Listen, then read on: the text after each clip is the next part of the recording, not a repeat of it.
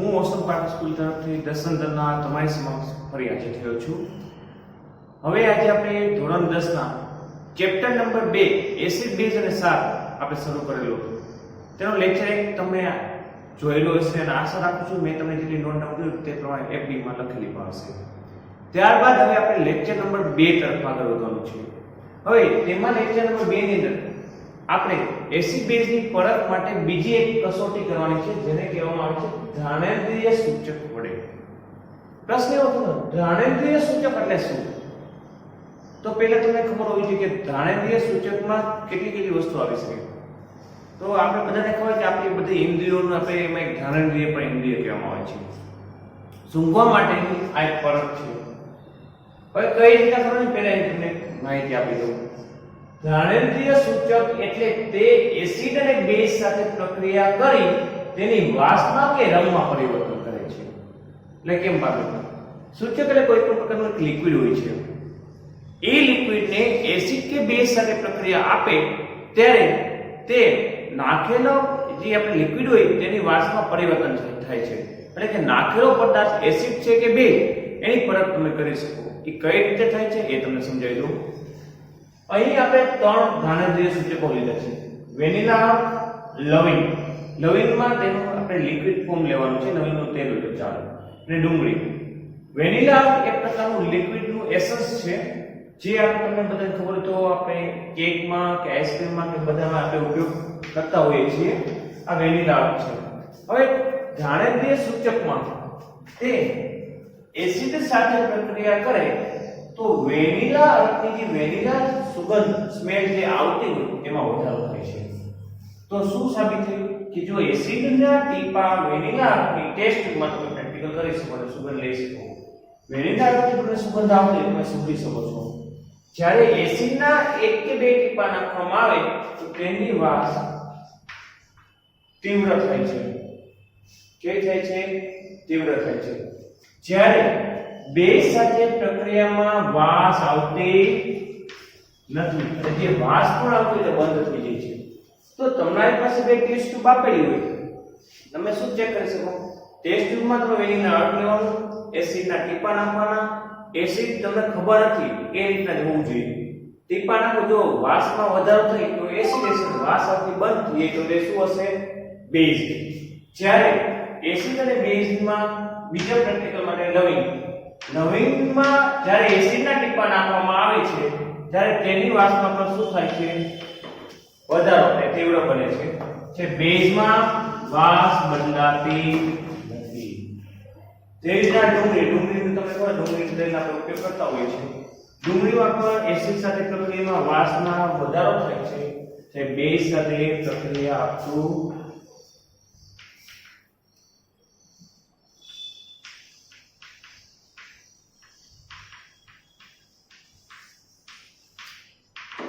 Base સાથે પ્રક્રિયા વધશે નહીં. આમ ઘાણેન્દ્રિય સૂચક વડે તમે સહેલાઈથી નક્કી કરી શકશો કે એસિડ છે કે આ બેઝ. હવે બાર મિત્રો હવે ત્યાર પછીના આપણે ટોપિકમાં હવે શું કરવાનું રહેશે? હવે આના પછીના એસિડ અને બેઝની પ્રક્રિયાઓ સમજવાની રહેશે. એ તમને સમજાવું. હવે બાર મિત્રો મેં અગાઉ કીધું પ્રમાણે એસિડ બેઝની આપણે પ્રક્રિયાઓ હવે ધાતુ સાથેની પ્રક્રિયા શીખવાની છે. એટલે એસિડની ધાતુ સાથે પ્રક્રિયા અને ત્યારબાદ બેઝની ધાતુ સાથે પ્રક્રિયા. તો પહેલા આપણે પ્રેક્ટિકલ સ્વરૂપે જોઈએ એસિડની ધાતુ સાથે પ્રક્રિયા. તો એસિડ માટે મેં આ પ્રયોગ તમને આકૃતિ દ્વારા સમજાવેલો છે. એક અહીં સ્ટેન્ડ લીધેલું છે. સ્ટેન્ડ ઉપર એક કસનળી લગાવેલી છે. કસનળીની અંદર દાણાદાર ઝીંક મૂકેલું છે. શું મૂકેલું છે? દાણાદાર ઝીંક એટલે નાના ટુકડા. એક શા માટે? જો ઝીંકનો મોટો ટુકડો હોય તો પ્રક્રિયાનો વેગ ઘટી જાય. કારણ કે ક્ષેત્રફળ એની મોટું થઈ એટલે પ્રક્રિયા વેગ ઘટે. જે તમે 9મા ધોરણમાં ભણી ગયા છો કે જેમ ક્ષેત્રફળ મોટું હોય તે પ્રમાણે આપણે પ્રક્રિયા વેગ સારો થાય. જેમ ઝીંકના ટુકડા નાના એના દરેક ઉપર પ્રક્રિયા વેગ વધી શકે છે. ત્યારબાદ તેની અંદર મંદ હાઇડ્રોક્લોરિક એસિડ એટલે કે મંદ HCl નાખેલું છે. બૂચ વડે બંધ કરીને વિમોચન નળી પાણીના ભરેલા પાત્રની અંદર રાખવામાં આવે છે. પાણી શા માટે? પ્રેક્ટિકલની અંદર હાઇડ્રોજન વાયુ ઉત્પન્ન થાય છે. કયો વાયુ? હાઇડ્રોજન વાયુ. તમને ખબર છે હાઇડ્રોજન વાયુને જોવું અશક્ય છે, રંગહીન છે, ગંધહીન છે. તો એને કઈ રીતે ઉત્પન્ન થઈ જોવા માટે પાણીનો ઉપયોગ કરીને પરપોટા વડે તમે એને ચકાસી શકો છો. હવે શું કરવાનું છે? જ્યારે વિમોચન નળીઓને ગોઠવ્યા બાદ પ્રક્રિયા શરૂ થશે એટલે બાળકો અહીંથી ધીમે ધીમે હાઇડ્રોજન વાયુના પરપોટા વિમોચન નળી દ્વારા આગળ વધીને પાણી મારફતે થી બહાર પરપોટા સ્વરૂપે નીકળે છે. આ પરપોટા ઉપર ચડે પાણીના બબલ જેને કહેતા હોય છે. આ બબલની બાજુમાં એક મીણબત્તી રાખવામાં આવે છે. મીણબત્તી શા માટે? હાઇડ્રોજન વાયુ અગ્નિ સાથે એટલે આગ સાથે પ્રક્રિયા કરીને વિસ્ફોટ ઉત્પન્ન કરે છે, એટલે કે આગ પ્રજ્વલિત થાય છે. તો હવે શું કરવાનું છે? જ્યારે મીણબત્તી તેની નજીક લાવવામાં આવે તો પરપોટા જેવા એના સંપર્કમાં આવશે ત્યારે વિસ્ફોટ થશે. વિસ્ફોટ એટલે એ મોટો વિસ્ફોટ નહીં, તમને દિવાળીમાં વપરાતો ઓલા પોપઅપ નામ સાંભળેલું છે. એ પોપઅપ સાઉન્ડ ઉત્પન્ન થશે, નાના ફટાકે જેવા અવાજ. જો વધારે પ્રમાણમાં હાઇડ્રોજન હોય તો વિસ્ફોટ થવાની શક્યતા રહે. આ પ્રેક્ટિકલ લેબોરેટરીની અંદર પણ ખૂબ સાવચેતીથી કરવાનો રહેશે. ઘરે આ પ્રેક્ટિકલ શક્ય બનતો નથી, પરંતુ હાઇડ્રોજન વડે આ ઓછા પ્રમાણમાં ઉત્પન્ન થતો હોવાથી તેને લેબોરેટરીમાં કરી શકાય છે. વધારે પ્રમાણમાં હાઇડ્રોજન ઉત્પન્ન થાય તો પ્રેક્ટિકલ થઈ શકતો નથી. હવે એનું મેં સમીકરણ સમજાવ્યું છે. Zinc HCl gives ZnCl2 H2. પ્રક્રિયાને સંતુલન કરવા માટે મેં અહીં બે મૂકેલા છે. તો આમ ધાતુ એસિડ એટલે મળે છે ધાતુનો ક્ષાર અને ડાયહાઇડ્રોજન વાયુ, જે અહીં આપણે તમને બતાવેલો છે. હવે બાર બેઝની ધાતુ સાથે પ્રક્રિયા કહેવાની છે. જો બેઝ પહેલી વસ્તુ તમને કીધું કે તમે ધોરણ 8 માં ભણી ગયા તે મુજબ બેઝ આપણે ધાતુના ઓક્સાઇડમાંથી મળે છે. તેથી બેઝ ધાતુ સાથે પ્રક્રિયા ખૂબ જ ઓછી આવે, પરંતુ અમુક બેઝ જેવા કે એને હોય છે તે ઝિંક સાથે ધાતુ સાથે પ્રક્રિયા આપે છે. તો બાળકો NaOH ની ઝિંક સાથે પ્રક્રિયા કરવાથી Na2ZnO2 અને હાઇડ્રોજન, આને કહેવામાં આવે છે સોડિયમ સિકેટ. શું કહેવામાં આવે છે? સોડિયમ સિકેટ. અને ડાયહાઇડ્રોજન વાયુ ઉત્પન્ન થાય છે. બાળકો સોડિયમ હાઇડ્રોક્સાઇડ એટલે બેઝિક એક આ છે અને બીજું પોટેશિયમ હાઇડ્રોક્સાઇડ છે, જે આપણે એક અભ્યાસમાં આવતું નથી. આમ બે પ્રકારના બેઝ પ્રક્રિયા આપે છે. તેથી બેઝ વત્તા ધાતુ એટલે સંકીર્ણ સાંદ્ર હાઇડ્રોજન વાયુ ઉત્પન્ન થાય છે. આ બેઝની ધાતુ સાથેની પ્રક્રિયા છે. હવે બાળકો ધાતુના કાર્બોનેટ અને ધાતુના હાઇડ્રોજન કાર્બોનેટની એસિડ સાથે કેવી રીતે પ્રક્રિયા કરે છે? તો તમે કોઈ પણ એક ધાતુનો કાર્બોનેટ લ્યો કે હાઇડ્રોજન કાર્બોનેટ લ્યો, બંને સાથે સમાન પ્રક્રિયા જ આપે છે. એની અંદર તમારે નાખવાનું છે એસિડ. તો તમારે અવલોકન કરવાનું છે કે શું ઉત્પન્ન થાય છે. તો એ પ્રેક્ટિકલ દ્વારા મેં રજૂ કર્યું છે. અહીં મેં સોડિયમ બાયકાર્બોનેટ અથવા તો આને સોડિયમનો હાઇડ્રોજન કાર્બોનેટ પણ બોલાય છે, જેને આપણે સામાન્ય રીતે ખાવાનો સોડા કહીએ છીએ. આની જગ્યાએ ધોવાનો સોડા એટલે કે સોડિયમ કાર્બોનેટ, તમે અગાઉ ભણી ગયા છો કે સોડિયમ કાર્બોનેટ આવશે, જેનું શોર્ટકટ છે N2O3, એની સ્વરૂપે યાદ રાખી શકે છે. એક કસનળીમાં લેવામાં આવે છે. આકૃતિમાં દર્શાવ્યા પ્રમાણે એક બુચ લગાવીને તેની અંદર એક થિસલફોનેટ અને વિમોચન કસનળી રાખવામાં આવેલી છે. આ જે નળી છે એને અહીં ખુલ્લી કસનળીની અંદર કેલ્શિયમ હાઇડ્રોક્સાઇડ, પ્રશ્ન છે કેલ્શિયમ હાઇડ્રોક્સાઇડ કેમ મેળવવું? ચૂનાની અંદર જે પાણી હોય છે તે નીતરી ગયા બાદ તેને કેલ્શિયમ હાઇડ્રોક્સાઇડ કહેવામાં આવે છે. તે અહીં કરવાનું છે. અને આ નળીને એના પાણીને અડે તે રીતના અંદર રાખવાની છે. શું થશે જો થિસલફોનેટ દ્વારા મંદ HCl તમારે ટીપા સ્વરૂપે નાખવાનું, અંદાજે 2 કે 3 ml જેટલું, વધારે નહીં. જેવું એસિડ સોડિયમ બાયકાર્બોનેટ સાથે પ્રક્રિયા કરશે એટલે તેમાંથી કાર્બન ડાયોક્સાઇડ વાયુ ઉત્પન્ન થાય છે. કયો વાયુ બહાર નીકળતો? Carbon dioxide. આ કાર્બન ડાયોક્સાઇડ વાયુ આ નળી મારફતે અહીં બીજી તરફ રહેલી કસનળીમાં આવશે. કસનળીમાં રહેલું ચૂનાનું નીતર્યું પાણી જેને કેલ્શિયમ હાઇડ્રોક્સાઇડ કહેવામાં આવે છે તેની અંદર પરપોટા સ્વરૂપેથી આપણે પસાર કરવાનું છે, અવલોકન તમારે કરવાનું છે. આ અવલોકન બાળકો તમે નાના ધોરણમાં પ્રેક્ટિકલ સ્વરૂપે પણ કરેલો છે. તમને યાદ કરાવ્યો કે તમે રકાબીમાં ચૂનાનું નીતર્યું પાણી લેતા હતા, ત્યારબાદ તેમાં એક સ્ટ્રો વડે પાણીની અંદર ફૂંક મારતા હતા. ફૂંક મારવાથી તમને બધાને ખ્યાલ છે અમુક સમય બાદ તે પાણીમાં આછા દૂધિયા રંગનું પાણી થાય. તમે જોવા જઈએ તો વ્હાઈટ કલર જેવું જોઈએ તો સેજ એમાં સ્કાય કલર જેવો દૂધિયા રંગ આવે છે. તો આ જ વસ્તુ અહીં થાય છે. આપણા ઉચ્છ્વાસમાં પણ કાર્બન ડાયોક્સાઇડ બહાર નીકળતો હતો એટલે પાણી દૂધિયા થતું હતું. તેવી જ રીતે અહીંથી નીકળેલો કાર્બન ડાયોક્સાઇડ વાયુ આની અંદર એટલે કે ચૂનાના નીકળેલા પાણીની અંદર પસાર થવાથી તે પાણી સાવ આછા દૂધિયા રંગનું બને છે, જેને આપણે સફેદ અવસાદ સ્વરૂપે પણ કહી શકીએ છીએ. એ રંગ પરિવર્તન થયું એને પરિણામે તમે કહી શકો કે કાર્બન ડાયોક્સાઇડ વાયુ ઉત્પન્ન થયો છે. કાર્બન ડાયોક્સાઇડ વાયુની બીજી પરત પણ છે બાળકો, પણ એ પરત અહીં એની કરતા આ વધારે કાર્ય છે. બીજી એક પણ પ્રેક્ટિકલમાં કરી શકાય કે જો આ કસનળીની બાજુમાં તમે દિવાસળી રાખો તો દિવાસળી બુજાઈ જશે, કારણ કે કાર્બન ડાયોક્સાઇડ ઉષ્માને રોકી દે છે એટલે તે ઉષ્માનો સામનો કરીને તેને બુજાવી દે છે. અહીં મેં તમને એક સમીકરણ આપેલું છે, સોડિયમ બાયકાર્બોનેટ ખાવાનો સોડા HCl નું દ્રાવણ અને બનાવશે ક્ષાર, પાણી અને કાર્બન ડાયોક્સાઇડ વાયુ.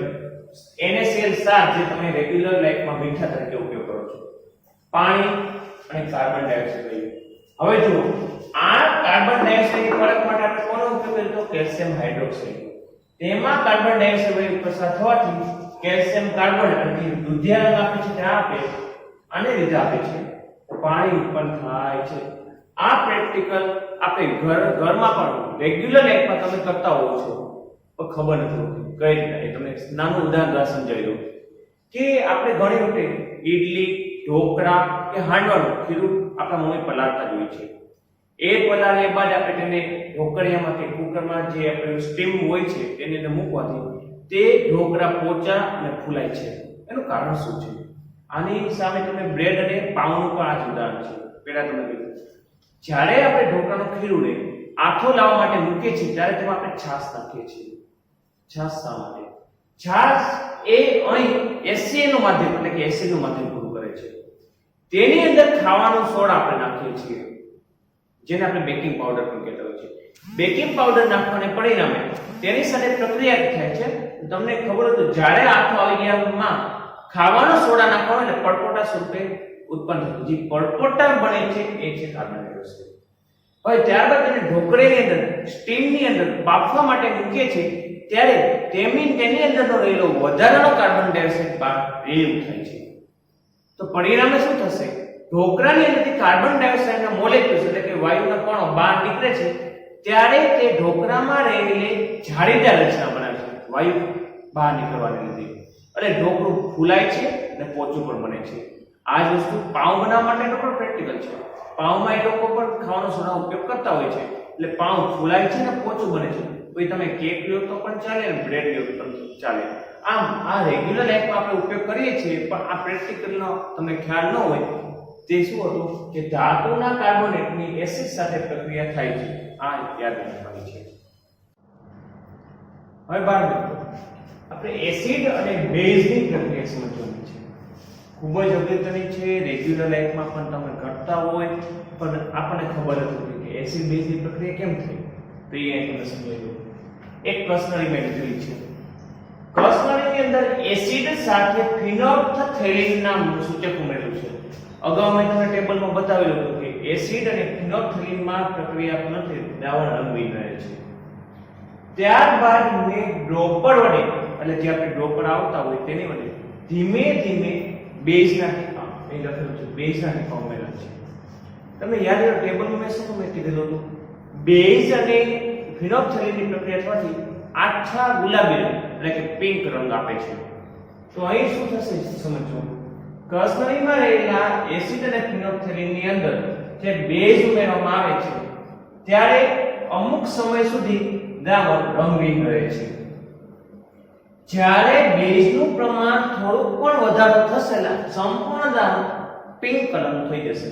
જો અહીં મેં લાઈટ પિંક પણ આપેલું છે કે બેઝનું પ્રમાણ હજુ વધારો થતો ગયો, પરંતુ જ્યાં સુધી એસિડ બેઝ ઇક્વલ હોય છે ત્યાં સુધી પિંક કલર આપશે નહીં. શા માટે? કારણ કે જ્યારે આને કહેવામાં આવે છે ન્યુટ્રલાઇઝેશન મેથડ, તટસ્થીકરણ, અથવા તો તેને 11-12 ની સાયન્સની અંદર તમને ટાઇટ્રેશન નો પ્રેક્ટિકલ એવું આવશે. શા માટે? જ્યારે એસિડ બેઝનું પ્રમાણ રંગહીન હોવાથી તમે માપી શકતા નથી કે બેઝનું પ્રમાણ સમાન થયું છે કે નહીં. એટલે રંગને આધારે તમે કહી શકો કે હવે આમાં બેઝનું પ્રમાણ વધી ગયું છે. અહીં સમીકરણો બતાવેલું છે. એસિડ વત્તા બેઝ એટલે ક્ષાર અને પાણી ઉત્પન્ન થાય છે. એસિડ વત્તા બેઝ એટલે શું? ક્ષાર અને પાણી. અહીં જુઓ HCl વત્તા Na હોય એટલે બનાવે છે NaCl અને પાણી. આને કહેવામાં આવે છે તટસ્થીકરણનો પ્રયોગ. હવે બાર મિત્રો, આ પ્રેક્ટિકલ તમારે 11-12 માં તો કરવાનો રહેશે. મેં તમને કીધું એ પ્રમાણે રેગ્યુલર રોજિંદા જીવનમાં પણ આનો ઉપયોગ થાય છે. કઈ રીતના? તમને ખબર તો ઘણી વખત તમારા માતા પિતા કે તમને પેટમાં બળતરા થતી હોય છે. જ્યારે વધારે કે હેવી ફૂડ ખવાઈ ગયું હોય કે તીખું તળેલું ખવાઈ ગયું હોય ત્યારે પેટમાં બળતરા થતી હોય તેવો ભાસ થાય છે. તો આ બળતરા થવાનું કારણ શું? ત્યારે આપણે જ્યારે હેવી ફૂડ કે તીખું તળેલું ખાધું હોય તો પેટમાં રહેલો HCl નો સ્ત્રાવ વધી ગયો હોય છે. તમને ખબર છે જઠરમાં મંદ HCl નો સ્ત્રાવ થાય છે. જ્યારે મંદ HCl નો સ્ત્રાવ વધે ત્યારે પેટમાં વધારે પ્રમાણમાં એસિડ હોય તેવું લાગે છે. વધારે એસિડ એટલે પેટમાં બળતરા ઉત્પન્ન થાય છે, જેને આપણે સામાન્ય રીતે એસિડિટી કહેતા હોઈએ છીએ. શું કહેતા હોઈએ છીએ? એસિડિટી. આ એસિડિટીને પરિણામે તમારે બહારથી કાં તો દૂધ અથવા તો તમે ઈનોનો ઉપયોગ કરો છો. ઈનોનું નામ સાંભળ્યું છે. 6 સેકન્ડમાં રાખ થઈ. તો એ કઈ રીતના કરી તમને સમજો. ઈનો એક બેઝિક પદાર્થ છે. જ્યારે આપણે આ પેટ ગણીને એટલે એસિડનું પ્રમાણ વધારે છે, જેથી આપણે બળતરા ઉત્પન્ન થાય છે. ઈનોનું દ્રાવણ પીવામાં આવે છે એટલે ઈનો અને બેઝ હોવાથી એસિડ અને બેઝની પ્રક્રિયા થાય છે. એટલે પેટની અંદર એસિડને આપણે તટસ્થીકરણ કરીએ છીએ એટલે બે ઇક્વલમાં આવી જાય છે, જેને પરિણામે તમને 6 સેકન્ડ કે 10 સેકન્ડની અંદર તમને ધાર મળે છે. આમ એસિડ વત્તા બેઝ થઈને ક્ષાર અને પાણી તમને ઉત્પન્ન થાય છે. આમ રેગ્યુલર લાઈફમાં પણ એસિડ બેઝનો આ પ્રેક્ટિકલ તમે કરતા જોવો છો. હવે બાર મિત્રો, અહીં આપણે આ ચેપ્ટરમાં આજના લેક્ચરમાં અહીં સુધી રાખીએ. ત્યારબાદ હવે તમારી ફેરબુકમાં શું લખવાનું રહેશે? આજે જેટલા મેં એસિડ બેઝના પ્રયોગો તમને વર્ણવ્યા તે તમારી ફેરબુકમાં ઉતારવાના રહેશે. અને આ એટલા બધા અગત્યના છે કારણ કે તે નાની નાની ખાલી જગ્યાઓમાં, ખરા ખોટામાં અને ટૂંક જવાબી પ્રશ્નોમાં 2 માર્ક્સની અંદર પણ તમને પૂછી શકે કે એસિડ બેઝની પ્રક્રિયા વર્ણવો. તો ફેરબુકની અંદર આજે આ સંપૂર્ણ લેક્ચરને પોસ્ટ કરતા જવાનું છે અને ઉતારતા જવાનું છે. Thank you.